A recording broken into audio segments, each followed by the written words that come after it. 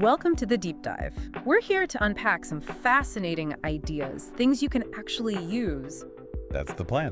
And today, we're tackling something really foundational, your mindset. Yeah, absolutely fundamental. We'll look at, how it shapes things, the different kinds, and crucially, how you can actually shift it. Right. To build a life that feels, well, more fulfilling. Think of it like we're upgrading your mental software today, your OS. Good analogy.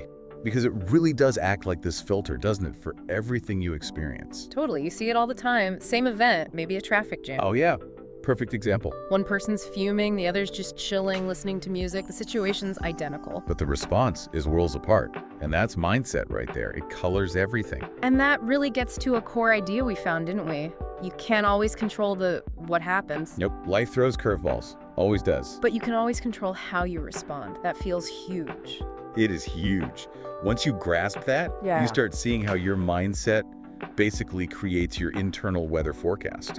Emotional weather. I like that. Yeah, it could be all stormy, fear and scarcity. Or it can be sunny, gratitude, possibility. Exactly. It's not about pretending it's not raining. It's about deciding to bring your own umbrella, maybe even find a rainbow. Okay, so let's talk about two of those big weather systems then. Scarcity and abundance. Key ones. Scarcity. Yeah. That feels like that constant not enough hum in the background. There's not enough to go around. If they get that promotion, that means I can't. Yeah, that competitive zero-sum game feeling. I'm not ready yet. It's too risky. It feels tight. It really does. And let's be honest, we all dip into that sometimes. It's easy to fall into that trap. Sure. But then there's the flip side, abundance.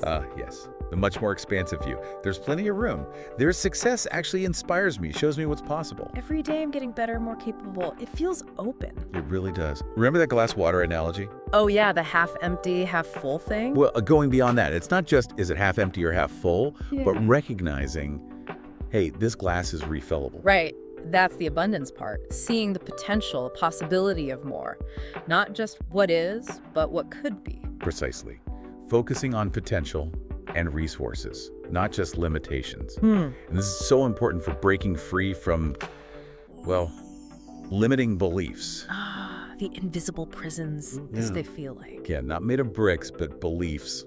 Things like, oh, I'll never be good with money. Or I'm too old to change careers, I just don't deserve happiness. Those kinds of things. And the kicker is, often they're just old stories. Yeah. Not even based on current reality, usually rooted in fear or something someone said years ago. It reminds me of that image. Yeah. The elephant. Oh, the elephant tied to the tiny stake. Yes. It could easily break free now it's strong enough, but because it couldn't when it was small? It believes it still can. It stays tethered by a past limitation that's no longer real. We all have those stakes, Makes you stop and think, doesn't it?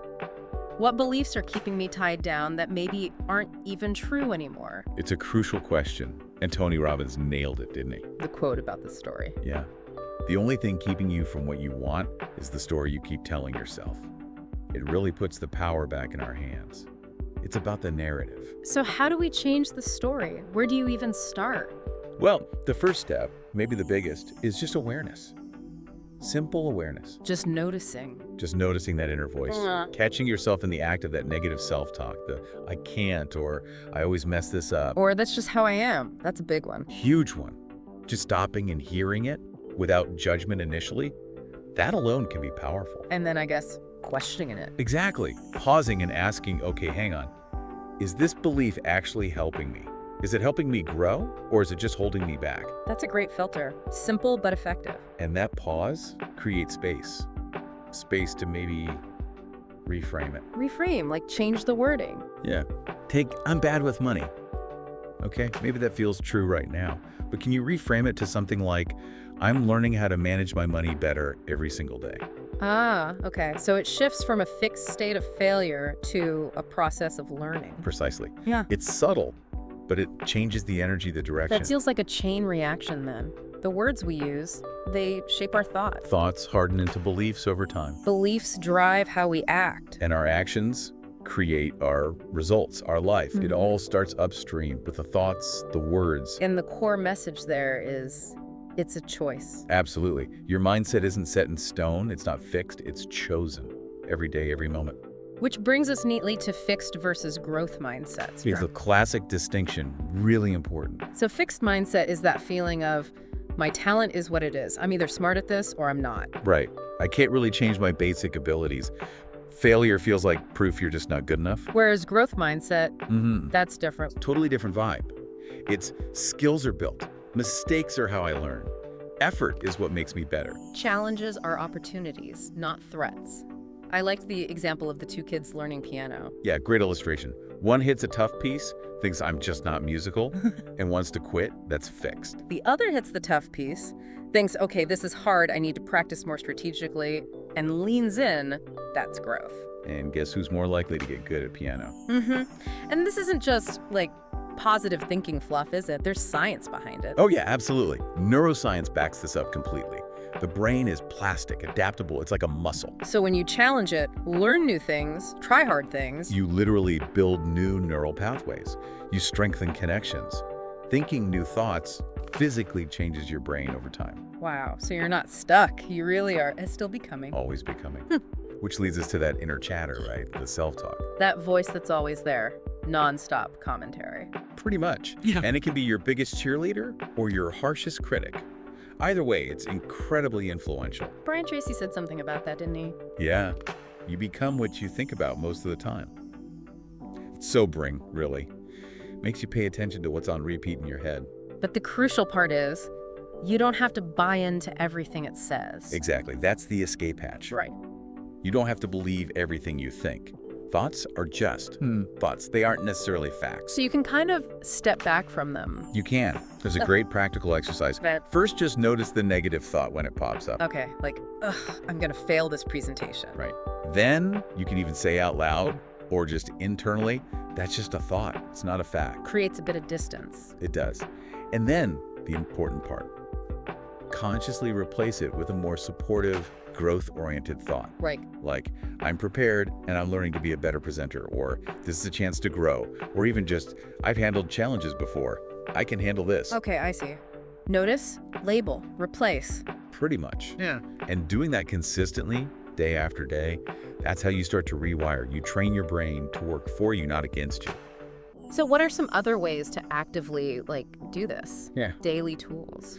Yeah, the sources had some really good simple ones, like daily affirmations. Those I am statements. Exactly. Writing down maybe 3 to 5 positive statements each morning. I am capable, I choose growth, I handle challenges effectively. And saying them, feeling them. They call them mental push-ups. I like that. Me too. It's actively building that mental muscle. Another one is visualization. Picturing success. Yeah, just closing your eyes for, say, 2 minutes. Picture your future self having achieved a goal. Where are you? What do you look like? How does it feel? Like creating a mental movie of what you want. Precisely. Athletes do it constantly. Entrepreneurs too. It primes your brain for that reality. Makes sense. And the third one was mindfulness check-ins. Right. Just pausing a few times during the day, morning, midday, evening. But asking. Asking, what am I thinking right now? Is this thought serving me? If not, what would a growth mindset perspective be here? Just bringing awareness back to the present moment and making a conscious choice. Exactly. It's not about perfection, just presence and intention. And all this ties into that bigger idea of rewriting your story. Yeah, that was powerful. The idea that lots of us are living by an old script. A script maybe written in childhood, based on things people said or tough experiences. But we're not stuck with it. Not at all. You are the author now. You get to decide what the next chapter looks like. They use the example of Anna, right? Yeah. Told she was too sensitive. Yeah. And for years, she saw it as a flaw. But then she reframed it, realized that sensitivity was actually empathy, intuition, her superpower. And she built a whole career around it, helping people. That's rewriting your story. Taking something that was used against you or felt like a weakness and turning it into a strength, a core part of your empowered narrative. So the question for everyone listening is, what part of your story is waiting to be rewritten? Powerful question. Because you are not your past. You're not defined by mistakes or fears. You are the thinker of your thoughts. And you can always choose new ones. That's incredibly freeing. It really is. And this changes how we view challenges too, doesn't it? Completely. Instead of things that happen to us, they become things that happen for us. That line, challenges don't break you, they reveal you. That really stuck with me. Me too. They show you what you're made of. They force you to dig deeper, find strengths you didn't know were there, Like the seed analogy, needing the darkness and pressure of the soil. to actually germinate and grow into something strong and beautiful. Difficulty can be the very thing that forces us to evolve, Moving beyond just surviving challenges to actually growing through them. becoming wiser, stronger, more aligned. It's transformation. And that leads to turning setbacks into setups. Yes, love that framing. Like the story of Marco losing his job. Right, felt like a total failure at 43. Understandably. But then he asked that crucial question. Okay, what if this didn't happen to me, but for me? And that shifted everything. Opened his mind to new possibilities he wouldn't have considered otherwise. Led him down a whole new, more fulfilling career path. It shows how a setback can literally be the setup for your next great chapter, if you choose to see it that way. It reminds me of what Dr. Joe Dispenza says. When you change your energy, you change your life. Spot on. The internal shift in perspective, in energy, precedes the external change in circumstances. Mindset first. So this is really about moving from just reacting to life, To living with intention, consciously choosing. choosing your thoughts, your focus, your energy each day. Yeah, maybe asking yourself each morning, okay, who do I choose to be today? What energy do I want to bring to my interactions? What's one small step I can take towards growth? It doesn't have to be a massive overhaul overnight. Not at all. Just consistent, small, intentional steps. That's where the real magic happens. And to keep that momentum going, there are a few more tools mentioned for reinforcing this. Like gratitude journaling. Super simple, super effective. Just writing down, 3 things you're grateful for each night? Yep. Big or small. Shifts your focus from lack to abundance. Literally trains your brain to scan for the positive.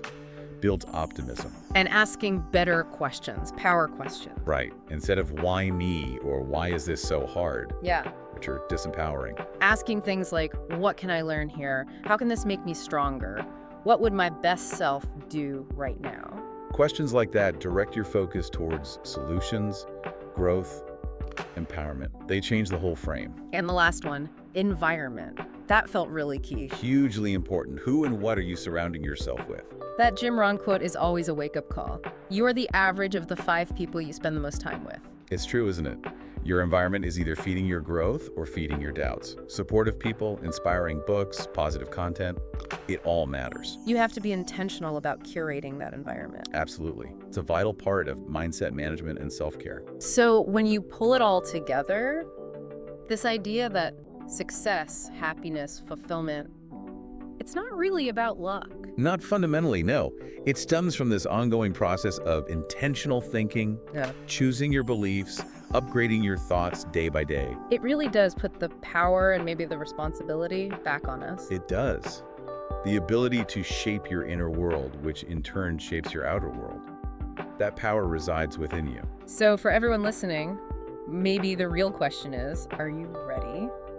Ready to stop playing small? Ready to challenge those limits you've accepted, maybe without even realizing it. Ready to really step up and master your mindset, not just conceptually, but in practice, every day? Because if the answer is yes, even a quiet yes, Then the advice is clear. Don't wait. Don't wait for the perfect moment or for someone else's permission. start today. Start right now. Yeah. Think about it. What's just one different thought you could choose in this next hour? One small action aligned with the person you want to become. That's where it all begins. That's the journey. Thanks for taking this deep dive with us today.